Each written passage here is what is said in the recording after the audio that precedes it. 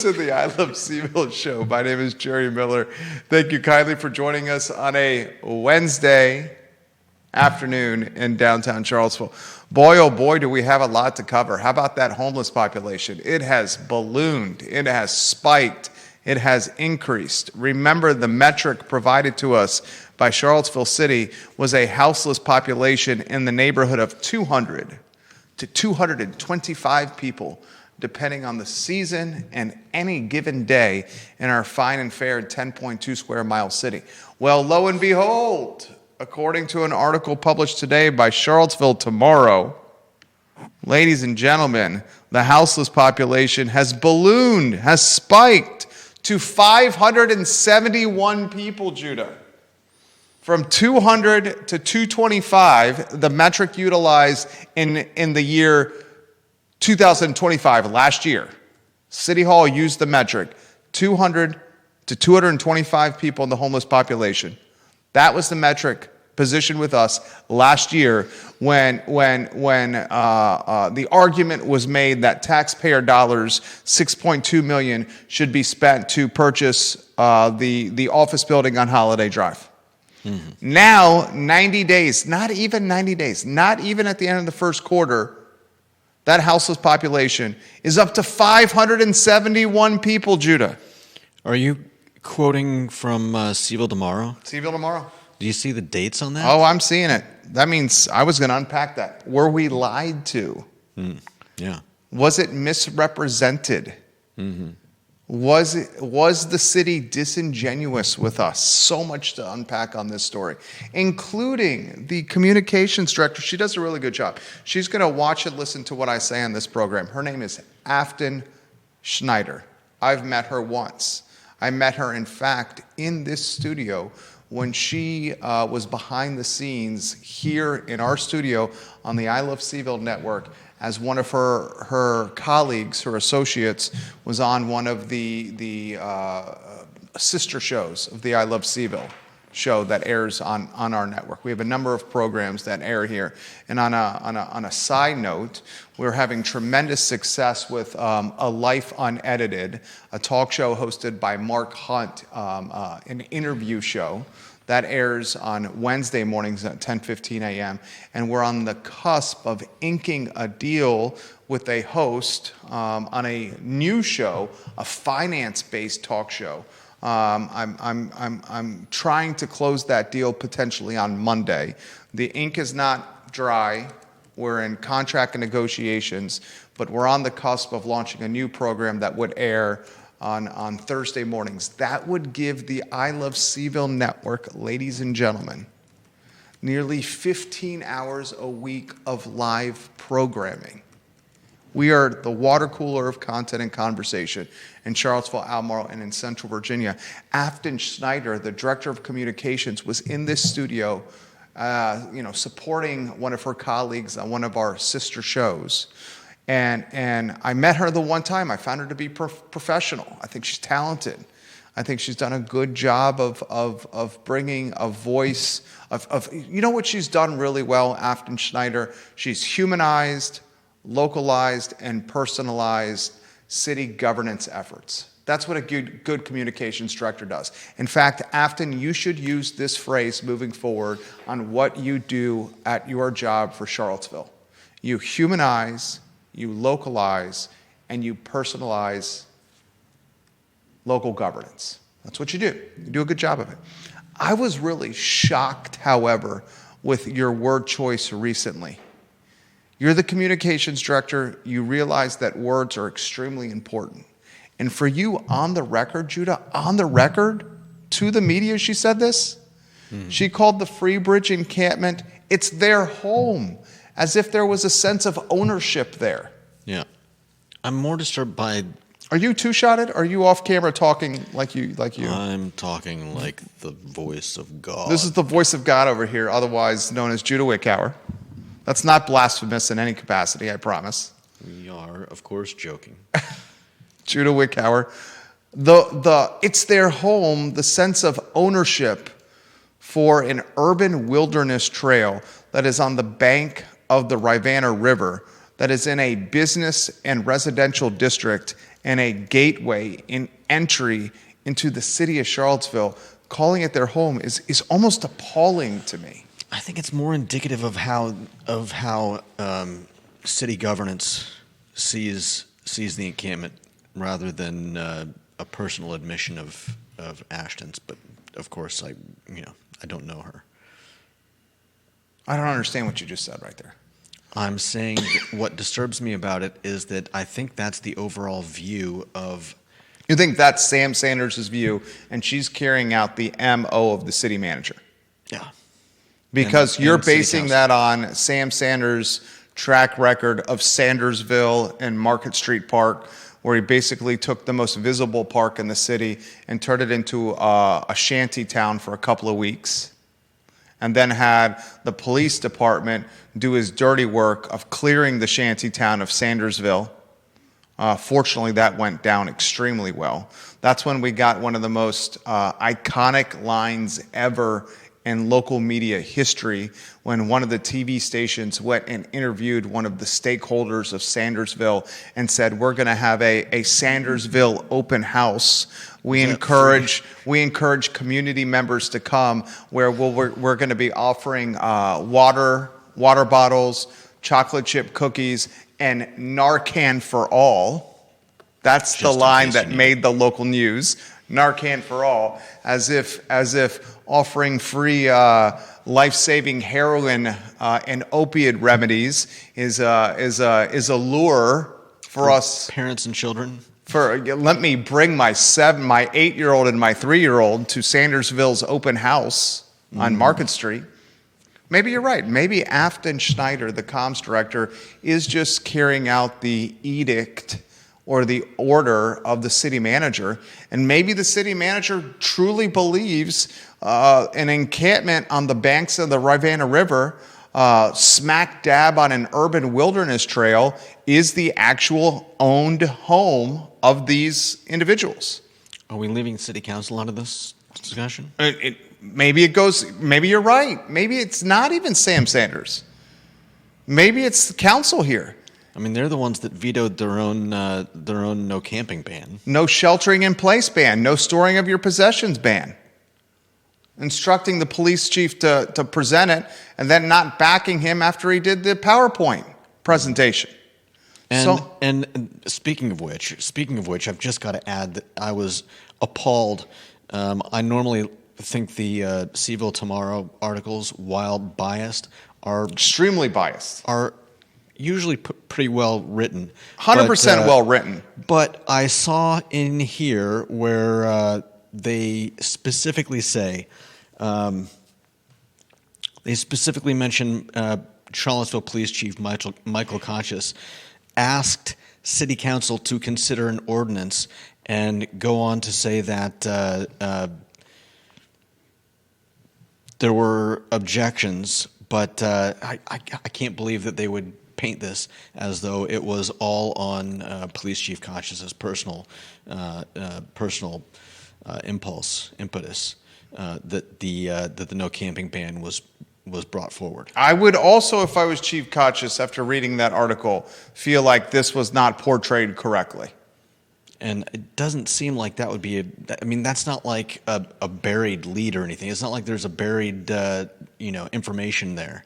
I think this would be a fairly simple paragraph to not get wrong. Also, in the Charlottesville Tomorrow article that is now going viral, for example, being very much ballyhooed on the Charlottesville subreddit, the homeless population is now tallied at 571. Yeah. And here's something that's maybe disingenuous or misrepresented. If the homeless population is 571, they even date stamp it in this Charlottesville Tomorrow article. According to the nonprofits that service the homeless, as of 2024, the homeless population was 571. And then they go on to say that data for 2025 isn't even available yet. Last year, when justifying the purchase of an office building for $6.2 million of allocated taxpayer resources to purchase an office building on the bypass that was going to yield 200 or so beds, the population was earmarked between 200 and 225 people. And roughly 50 of those or so are, I believe, regular tenants at the high barrier shelter. The Salvation Army shelter. Mm-hmm. So it made perfect sense on paper. Okay, we have 200 homeless people to 225 homeless people. 50 of them are regular tenants when the weather is really nasty, too hot, too cold, rainy, dangerous. They go to the Salvation Army. That leaves anywhere from 150 to 175. Yes, let's spend $6.2 million for this office building. It's going to be 200 or so beds. Everyone's going to get a cot. This makes perfect sense. Yeah. Now we know, according to this Charlottesville Tomorrow article, that the population was in fact over 500 and even closer to 600 people at the time. Yeah. The taxpayer is being bamboozled here. This is disingenuous at best. Disingenuous at absolute best. Some kind of corruption, possibly.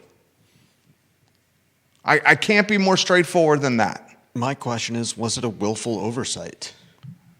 And I respond to the willful oversight by saying what I say at this firm every single week. Ignorance is not an what excuse. Is it? Ignorance is not an excuse. The man knows that I say it so much. Ignorance is not an excuse. It's not an excuse. I've worked at some firms and companies that would say ignorance is making a mistake tied to ignorance is even worse than making a mistake tied to oversight or haste. I disagree, but a mistake tied to oversight or haste, at least you knew that you were making a mistake and you just slipped because you were under the gun of pressure or time. A mistake tied to ignorance means you're uneducated and you're not suited to do the job. I think that right there will be the tomato of the team member and employer, the employee and employer tomato right there. How one views that. An employee in my book, when I was at the newspaper 20 years ago, with 13 people reporting to me, all older than me, in some cases 3 times my age.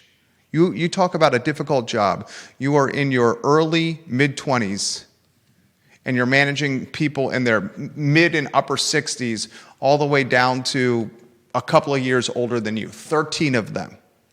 There was a lot of autonomy offered. Jerry Ratcliffe was the boss. He was very much a columnist in that capacity and less editor, and much of the department running was tied to the number 2. At that time, it was me for an extended period. I still utilize experiences from that job in running this firm to today. The mistakes that we made as a team were plentiful. We were underpaid and overworked. We worked nights, weekends, holidays, underpaid, underappreciated, but every day the news had to come out. It's like the effing mail in that Seinfeld episode. Every day the expectation was to put out some kind of news product, regardless if we had news or not, but we did it. That's the nature of the profession. And as a result, we made mistakes all the time. There are varying degrees of mistakes. The mistake that got you fired was the mistake on the correction. If you make a mistake in the newspaper business, you make a correction, you write a correction. You write too many corrections on your work, your job is in jeopardy. But the big no-no is the mistake on the correction that showed up in print. That's when you got pink slipped. And oftentimes it was, oh, I didn't know. I'm ignorant. That is not an argument to use with a boss. It is, though. The problem is that bosses are very good at looking at other people and seeing mistakes. They are very bad at seeing their own mistakes and seeing that the rules don't always apply to them. And if you want to get down to the nitty-gritty, the quote is actually, "Ignorance of the law is no excuse." Ignorance is a perfect excuse, because if you're ignorant of something, how can you know that you needed that information? Because you are a seasoned professional. That doesn't mean anything, though. Because and anyone watching this show can relate to this who's ever had an employer of any capacity. And anyone who's watching the show can relate to this if they are the employer and have employees that report to them. Yeah. This and if is- you have created a list of rules and laws or whatever you want to call them, and the person is ignorant of one, that is applicable. Okay, then because they let's- should have been able to look at the list of rules and know that they had missed something. Then let's talk But- about this as it relates to the city.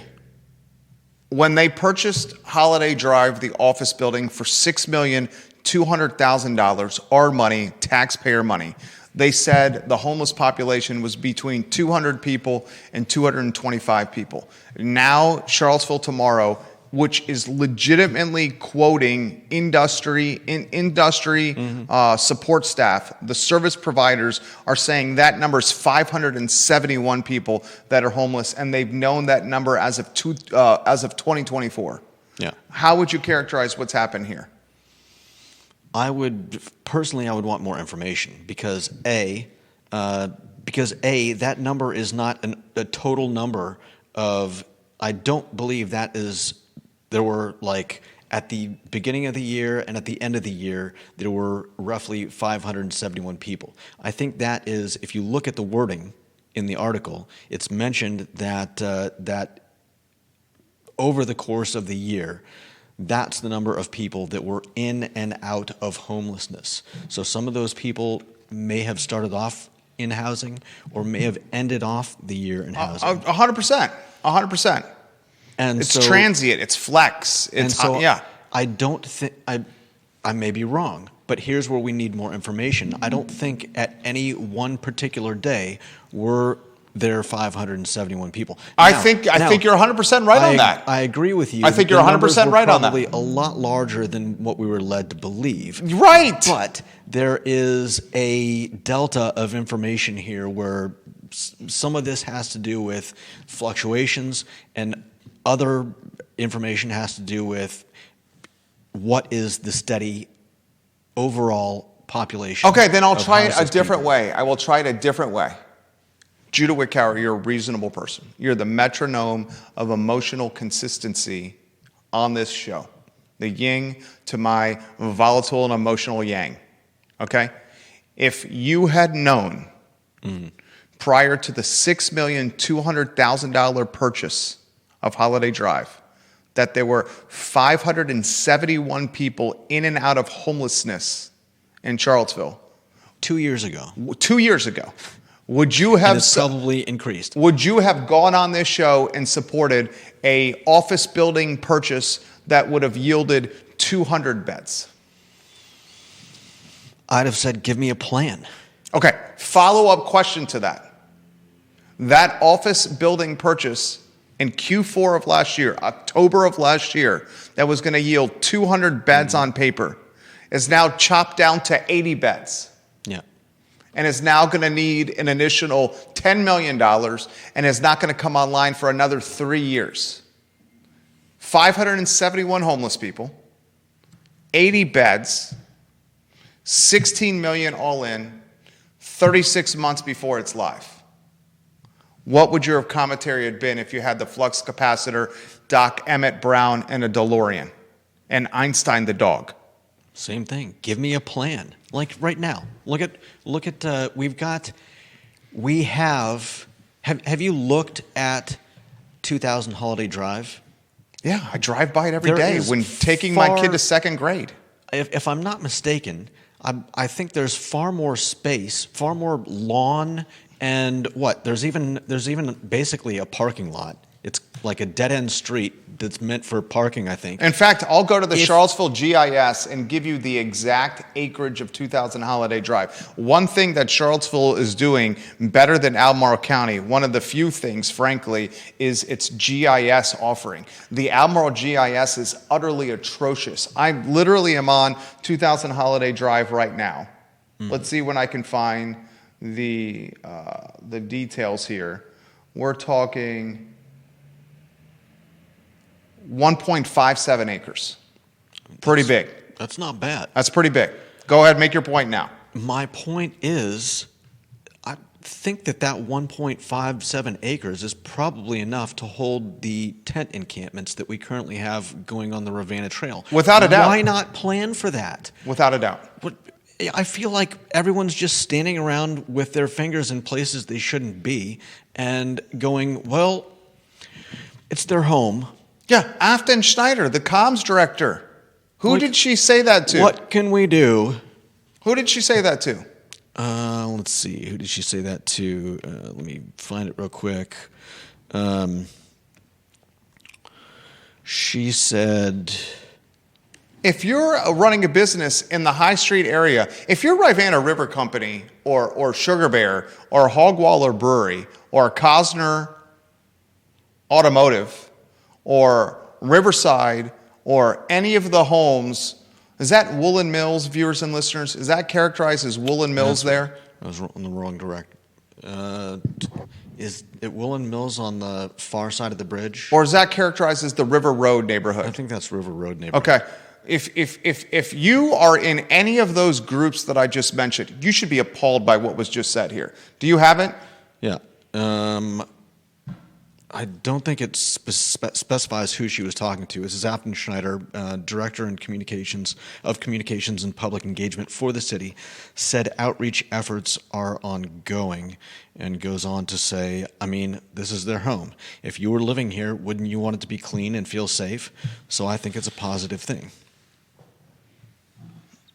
Which, I mean, it's not wrong if you don't have any plan to do anything. Judah, it is wrong.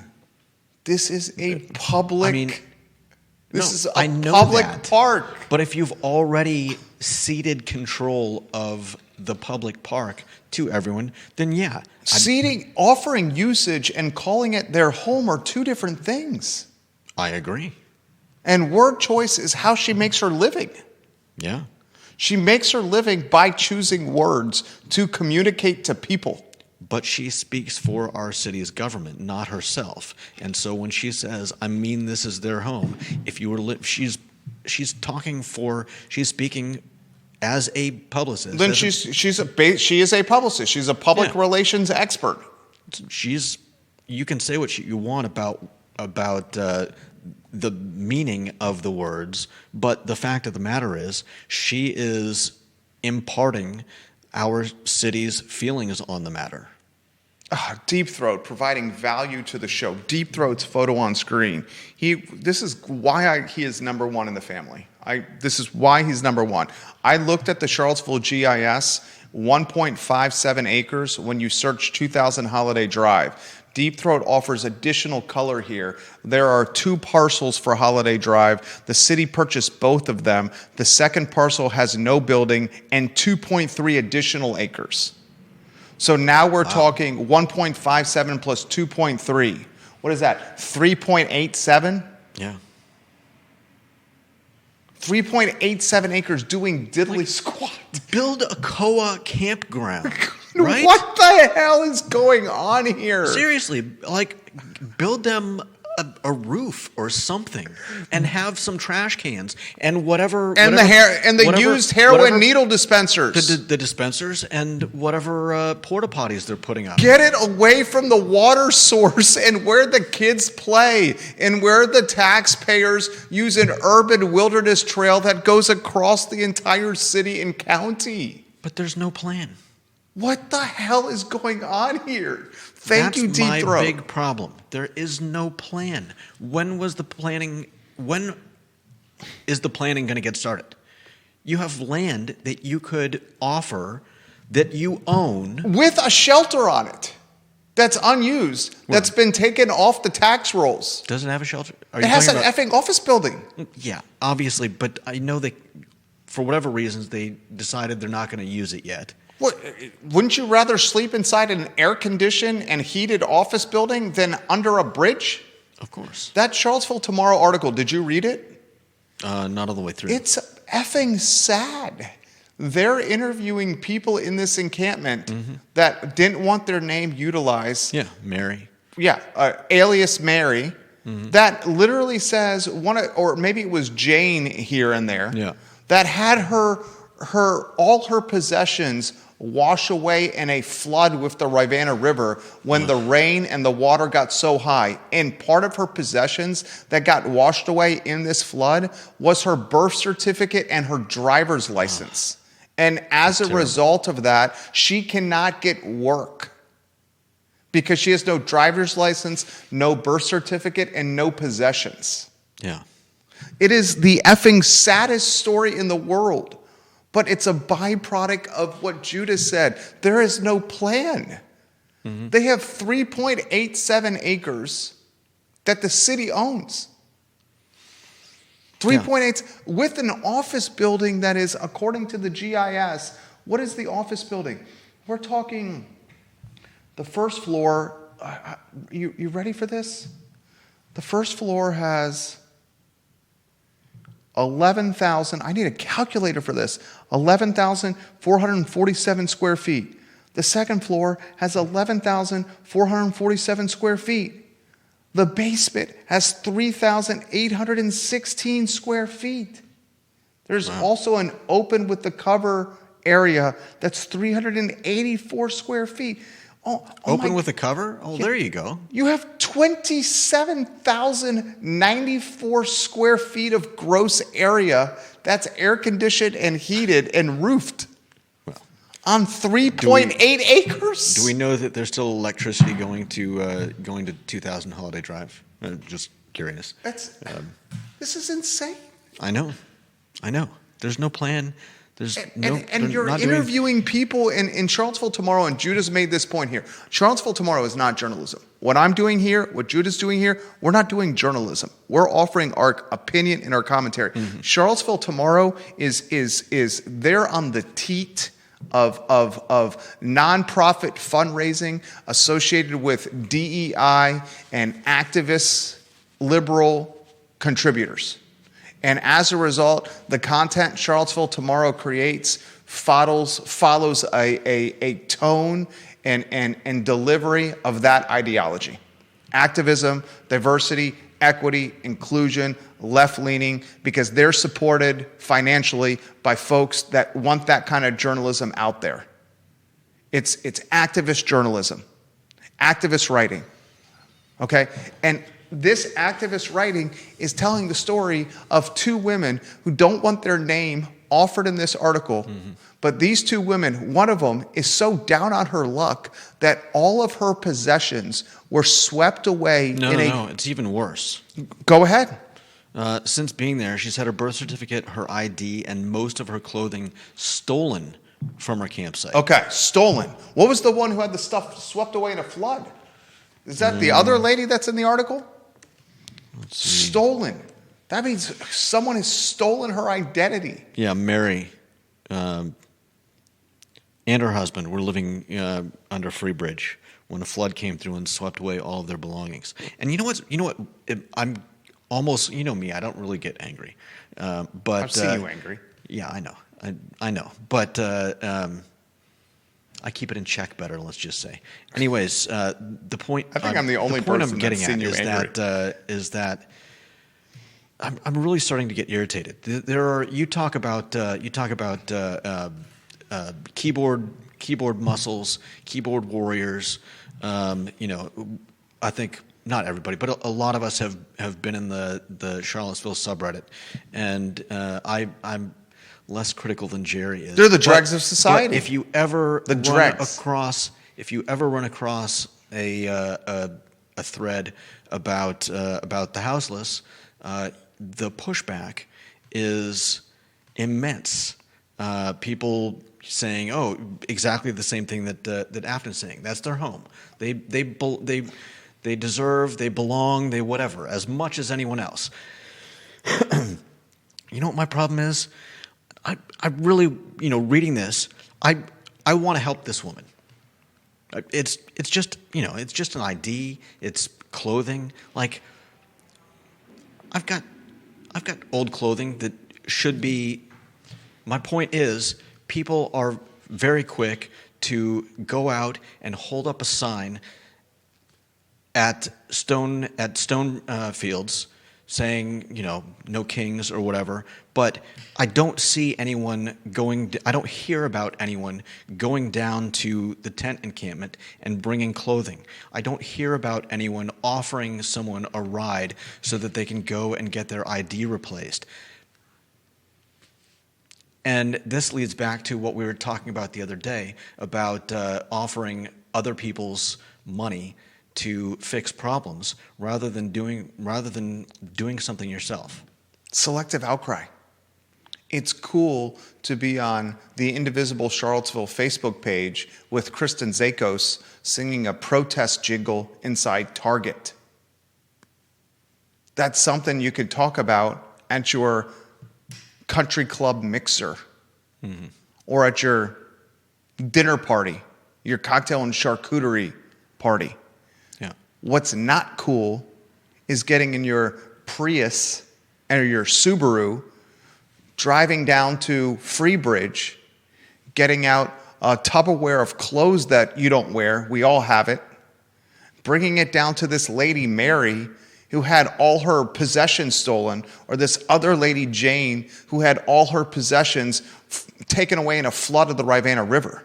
Or even just getting in your Prius and driving to a church to help out with the Pacham. Selective outcry. It's more than that, but yeah. Make it make sense. Make it make sense that the city, and Deep Throat's offering more color and comments are coming in here. Oh, I'm going to put this extremely succinctly. Make it make sense that the city has 3.87 acres of owned land on Holiday Drive where it spent $6,200,000 of taxpayer resources to purchase an office building that's nearly 30,000 square feet air conditioned and heated and roofed. And the city is not encouraging the houseless that are on the Rivanna River and the Rivanna Trail in a neighborhood and business district to shift its camping efforts to the future shelter home. Yeah. Instead, what the city is doing is providing hotel services to the Freebridge encampment to the tune of bathrooms, janitorial services, and used heroin needle dispensers. And then the communications director of the city, Afton Schneider, says the encampment is the home of these people, offering ownership, perceived ownership. And now we know the houseless population is not the 200 to 220 people that the city initially said it was in Q4 of last year when purchasing the Holiday Drive shelter, and is now realistically 571 people. And that $6.2 million purchase that was going to yield 200 plus beds is now roughly an 80-bed shelter and is years from coming online and doesn't even have an operator yet. I need somebody to help me make this make sense. I'd like to give some attention as we speak succinctly, frankly, and straightforwardly on the water cooler of content and conversation, the Charlottesville Sanitary Supply and Charlottesville Swimming Pool Company. 62 years in business for Charlottesville Sanitary Supply. Online at charlottesvillesanitarysupply.com, where you can get anything cleaning or sanitary, vacuum or swimming pool, water testing related, and it's delivered on your doorstep the same day for free. Why are you not doing your shopping with a business that's been here for 62 years, that's backed by a family that's lived in Albemarle County for 5 generations? And they have a swimming pool company called CharlottesvilleSwimmingPoolCompany.com. That is your consultant for anything swimming pool related, water testing, pool robots, pool covers, pool shades, Yep. in-ground installation, above-ground installation, anything and everything. It's John Vermillion and Andrew Vermillion. God, deep throat. By the way, from a bird's eye view, he says, I'd say that settlement is under an acre for sure, under Freebridge. Yeah. So you got nearly 4 times the offering on Holiday Drive. Mm-hmm. Ginny Hu watching the program. She says this: color me shocked that the homeless population has more than doubled. Can you imagine what it will be like once we have steady and warm weather? Mm-hmm. Exactly. Olivia Branch watching the program, the Queen of Keswick. This is not an overnight solution. What is? Can we locate an area of the city or county that's not public as a temporary solution? I think that's what we're saying. Holiday Drive. Holiday Drive is the answer. Not public. The city owns it. There's plenty of grass. There's even some hard top where nobody's going to drive because it's a dead end, and it's right on the path. It's right on the trail. It's literally in the perfect spot. Yeah. And the city owns it, most importantly. Yeah, you can put up as many tents as you want. The city can put up. They can talk to CSS and get one of those shade covers. Those pergola covers to put over things to keep the rain off. Why wouldn't we just say pitch your tent in the 27,000 square foot office building? Why? We will provide you air condition and heat. If I had to guess, I would say that there's probably some legal. Okay. Imagine. What do you think my response is going to be to that? I don't know. And there's not legal collateral damage to living on a trail by a river in a business district in a neighborhood, shooting up white china. Okay, but being serious. I am being serious. No, but being what was serious, not serious about what I said? If somebody trips a half meter off your property and hurts themselves, no big deal. If somebody trips and hurts themselves on your front lawn, even worse, in your house, they can sue the pants off of you. So my guess, and this is just a guess because I'm not an expert in any of this, my guess is that the second they let someone into that building, they'd better have their insurance money paid up and be ready for the absolute worst to happen. Because if somebody comes into your house and they're shooting up, you can bet eventually they're going to hurt themselves. Okay, you're saying it's much safer. It's much safer. I'm saying to shoot up the white china next to a flooding riverbank that's taking people's possessions and drowning them. I'm not shoot up saying the it's white safer. china there instead of a controlled environment like an office building. I'm not saying it's safer. Obviously I'm being facetious. I know. Philip Dow, the mayor of Scottsville, watching the program, says, I worked in that office building for many years. Very nice office building.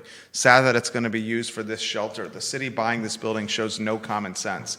William McChesney, the mayor of McIntyre, the houseless building would have to have power to maintain HVAC so pipes won't freeze. There are median beggars at 250 in a hydraulic intersection that stay in nearby motels. 100%, I've seen it as well. And a tent. There's a tent on that corner already. Or at least there has been. There 100% has been. So I think it's still there. Carly Wagner watching the program, key member of the family here. She's very practical with her perspective. A lot of comments on the I Love CVille group. Did the city purchase the parcel specifically for the purpose of this campsite? Ravenna Trail prohibits camping, she says. There are organizations and churches helping these people. Patcham hosts many of them, with each church hosting groups for a couple of weeks. Our church is gearing up to host 70-plus men for 2 weeks. That's what Judah's church is doing right now. I think you told the story on Monday. Yeah, I think our 2 weeks is either up or close to up. I don't remember the exact dates. But yeah, the men have been at our church for a couple weeks, and it's been great. Some of them have even attended our church service. Carly Wagner, do they open and close pools? Charlottesville Sanitary Supply and Charlottesville Swimming Pool Company. Yes, call John and Andrew Vermillion about opening and closing your swimming pool. Carly Wagner, 100%. We have a swimming pool, our home in Ivy. Charlottesville Sanitary Supply is the point of contact. They will help you. John or Andrew Vermillion, Carly, at Charlottesville Sanitary Supply and Charlottesville Swimming Pool Company. And she says, I assume Holiday Drive is not in the floodplain too. Isn't there a similar liability to where the city has them now, Judah? I don't think so. What are you talking about? How is the city liable if I decide... The city is allowing public camping in an area that floods and people can drown. Of course they're liable.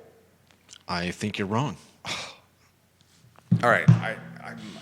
You're boggling. You're flabbergasting me. How? If I decide I'm going to go to sleep. Okay, can I try that argument a different way? Of the Ravenna. Can I try that flood, a different way? How is the city liable? Can I try that a different way? Sure. The city allows me to camp on Route 29 in the middle of the road at a 45-mile-an-hour traffic zone. But tacit allowance is not explicit allowance. Not moving these people is not giving explicit approval for what they're doing.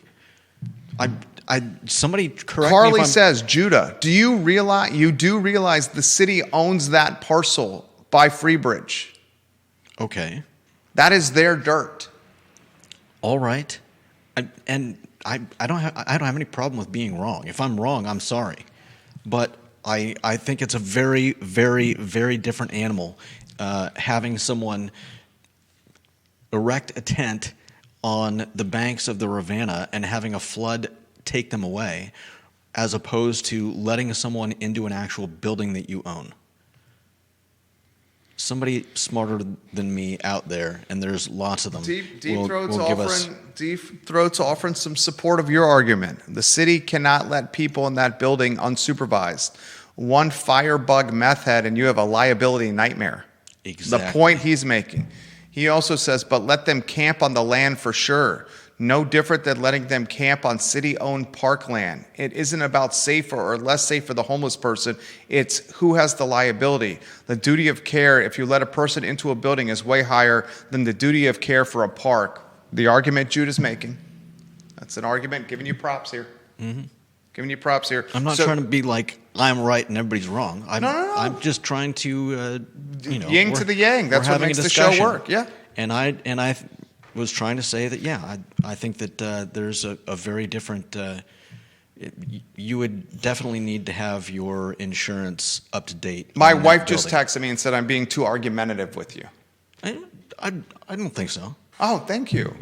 Jerry and I are having I think a very civil disagreement, and there's no problem with that. Okay, thank you. And it makes for a good talk show. Yeah. Thank you. So he's not upset with me, sweetheart. Yeah, I mean, if he was shutting me down and telling me to stop talking, I've tried not to do that. I would. This would be a different story.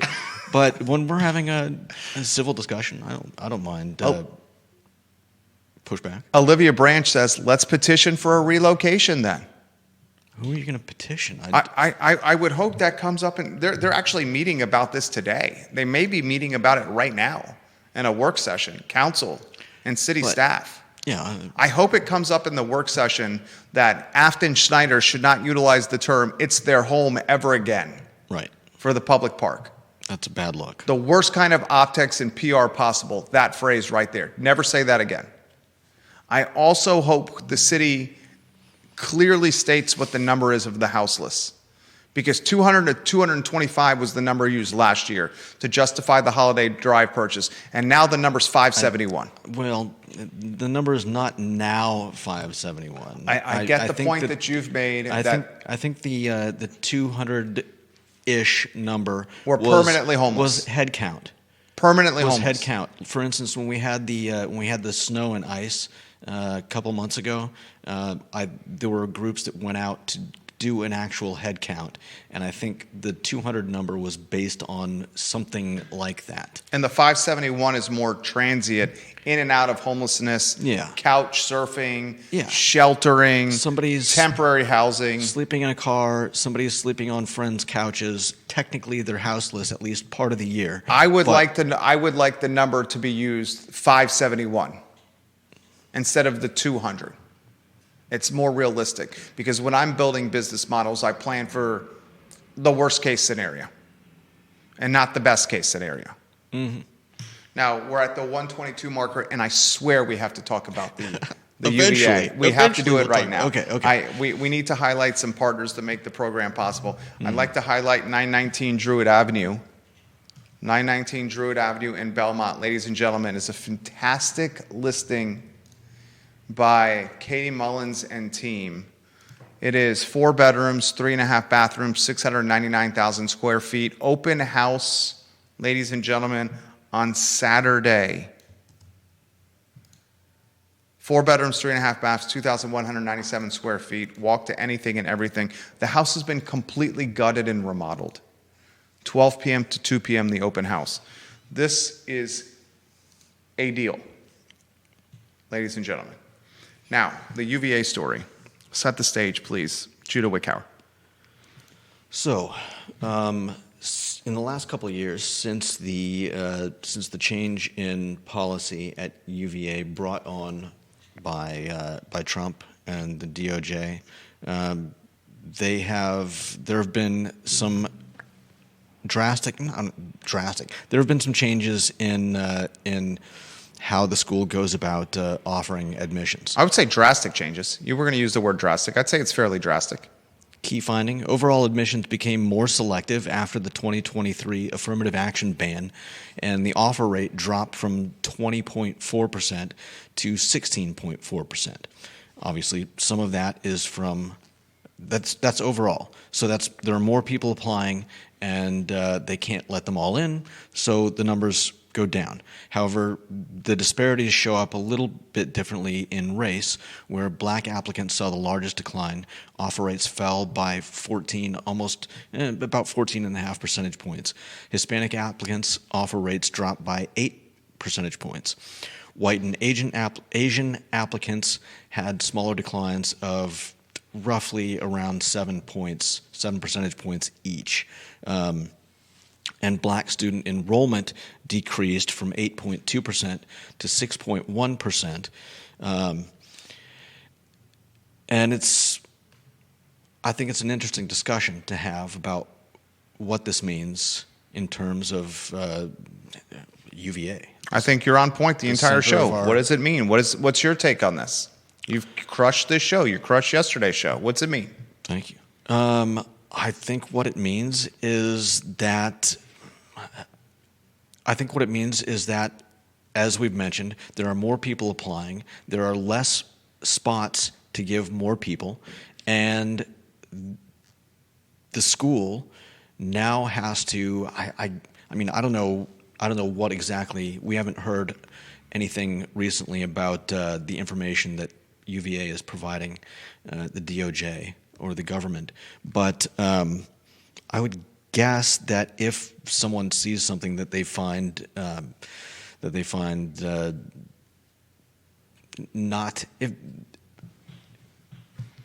my guess is that the applications are being poured over much more for merit than for any particular race, color, creed, or religion. 100%.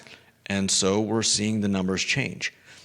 Dude, I mean, think about it. If you're in the admissions office and there's admissions not based on diversity, equity, and inclusion, admissions now based on grade point average, If they're still doing that, yeah. honors and AP classes, standardized tests, After school activities, yeah. extracurriculars, and an essay or two.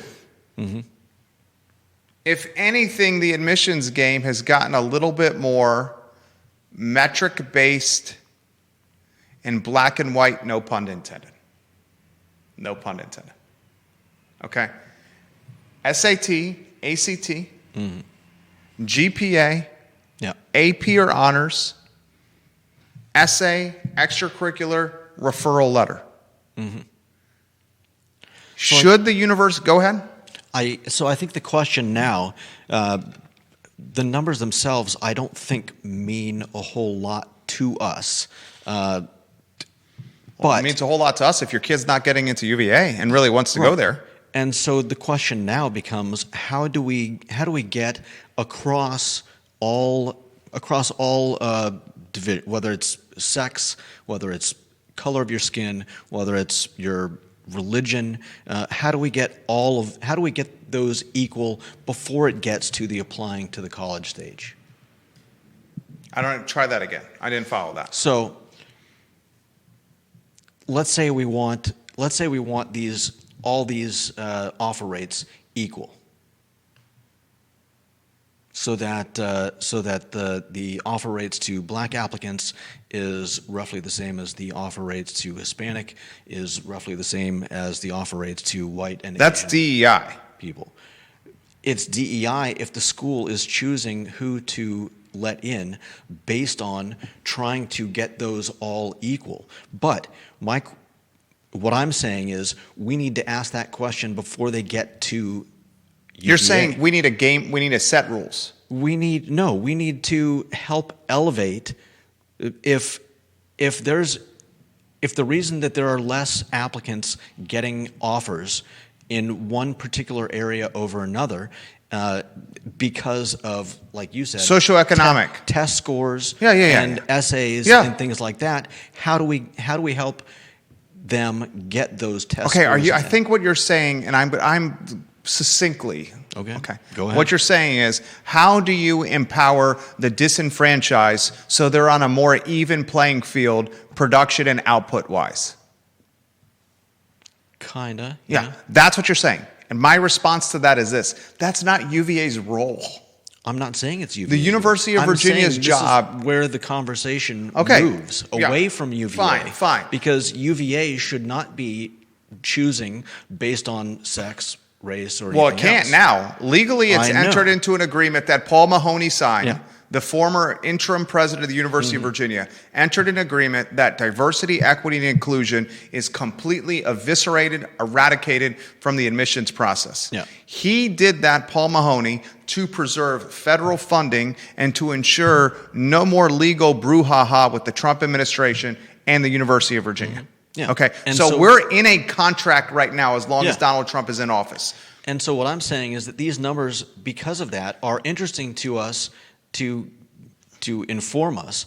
But like you said, the problem is no longer UVA's. The problem is now how do we get kids of all stripes to the same level before they get to college? That's so many layers to the onion. I know. I'm not Broken saying households, I'm not saying single-parent households, two-parent households, I know. socioeconomic status, the wealth of the family, SAT tutors, the willingness of parental oversight, get it. the public school, the quality of the education, the private school, the quality of the education. I mean, I'm not saying that we are going to- can I talk now? Yeah, okay. I took the standardized test from the 7th grade and on.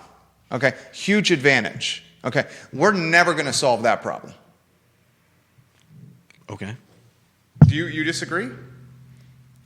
Maybe you're right. There's not a chance in HE double hockey sticks that society can solve the problem of even the playing field of children from all walks of life and putting them on a playing field with the same set of rules.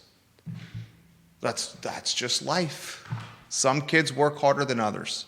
Some kids are born with learning disabilities.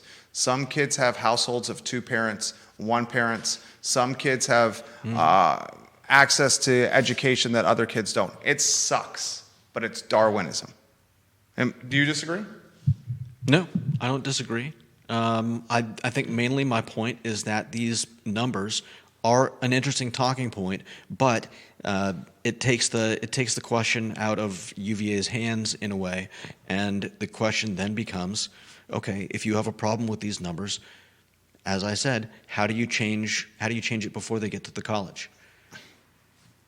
Good luck. And there might not be an answer to that. Yeah, good luck. I'm just saying that this is where the numbers take me. Take your kids off screens. Make sure they do their homework. Yeah. Sit alongside them while they do their homework. Make sure they're not skipping school to do protests that are not tied to them. If they want to exercise their freedom of expression and their right to protest, do it before or after school and not during algebra or AP US history. Get the SAT study book. They're fairly cheap. If you can afford a tutoring session, do that. Practice the test many, many times before taking it. You could do it. You can. What Curtis Shaver is talking about this, about the homeless shelter, and he's saying with the homeless shelter. Oh, Tanya Reilly says I'm a dick. Thank you, Tanya Reilly.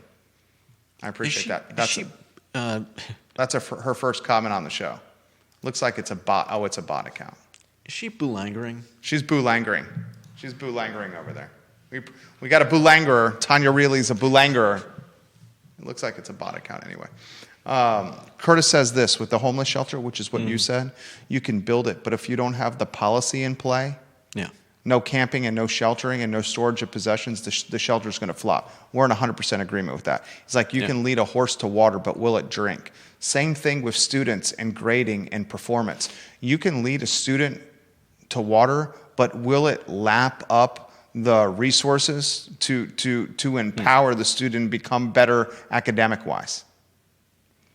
You know what? I would say in 2026, it's easier to perform as a student than ever before because of technology and the internet. I disagree. How so? Everyone has... Sure, you can get the answer easily at your fingertips, but that doesn't make you a smarter person. It doesn't help you in school unless you're allowed to get all the answers you want from your handheld information machine. But having easy access to information is only worthwhile if you're going to take the time to actually, use it to learn. I think it's like having a card file at a library. If you could just get the answer, if you could just find the card, get the book, find the place in the book that has the answer, you haven't actually learned anything. You've just figured out how to find the information you need to we're in a disagreement on this. This one makes the show great. Disagree with you here. I think it's easier in 2026 now to get wealthy than it's ever been in the history of the world. I think it's easier in 2026 now to get empowered with knowledge than it ever is in the history of the world. I think it's easier now in 2026 to become a top 10% student, where the top public universities and private colleges and universities would be willing to admit you based on your performance than it's ever been. You can take classes online that are collegiate in your spare time, open source academics, open source education. The ability to learn, to study, to prepare now is more significant, robust, ubiquitous, approachable, accessible than it's ever been. Yeah. When I was growing up... You still have to use the tool that's given to you. I mean, there's the difference between the winners and losers. Sometimes. Are you willing to put in the work? Sometimes that's the solution. Are you willing to put in the work? Jason Noble. Jason Noble says Judah is a quality of opportunity oriented versus a quality of outcome oriented. I think I agree. Say it again.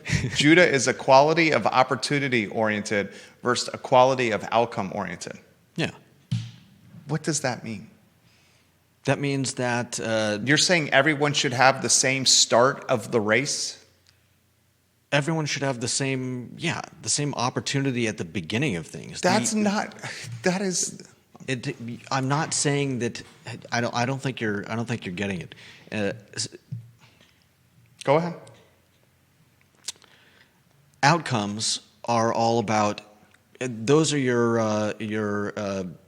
what do you call it? Your trophy for your participation trophies. That's the equality of outcome. Is that no matter what happens, everybody ends the race with a big old trophy. It doesn't matter what place you took. Some people would argue, I think, and sticking with the race visualization, some people would argue that people like you and me, white people, or men, or whatever, we're starting the 100-yard dash at the 50 yards down, whereas other people are starting back at the blocks. So I'm saying that everybody should start at the blocks. That doesn't mean that you give people stuff. It just means that we're all starting at the same place. There's no equality of outcome because we all get to the end of the line at whatever pace we're running at. But none of us are starting halfway there already. I'm not going to go deeper into it than that, because I'll just end up rambling. Which is what you're doing. And my response to that is this: life is a fight for a knife in the mud. Life is a fight for a knife in the mud. Okay, and some people are willing to fight harder for that knife. And the people that are willing to do it are the people that are going to get ahead, whether or not they start at the starting blocks 20 yards into the race or 20 yards behind the starting blocks. All right. It's my take. And folks are going to be like, the sperm and the egg connected in the United States, and as a result, that baby had a head start, versus the sperm and an egg that connected in a third world country. Yeah. Or folks are going to be like, the sperm and an egg connected and birthed a white male, versus the sperm and an egg connecting and birthing a... Yeah. You don't want to say black male. something else. All right. Okay? Yeah, we get it. The reality is, that's your starting point, and you're nowhere near the finish line, and you can make whatever finish line you want. Mm-hmm. I think we're subtly arguing different things, and not necessarily at head-to-head loggerheads against each other. You know what?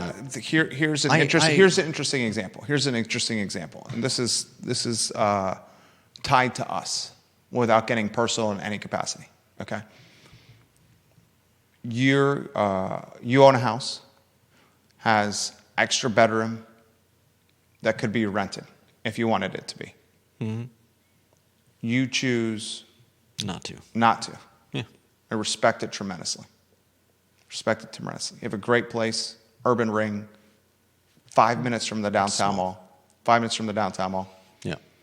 If you wanted to, you could be making another $1,500 a month to $2,000 a month. Yeah. With a 5% escalator every year, if you wanted to. Mm-hmm. Let's do a conservative modeling. $1,500 a month. You've owned that place for what? 7 years?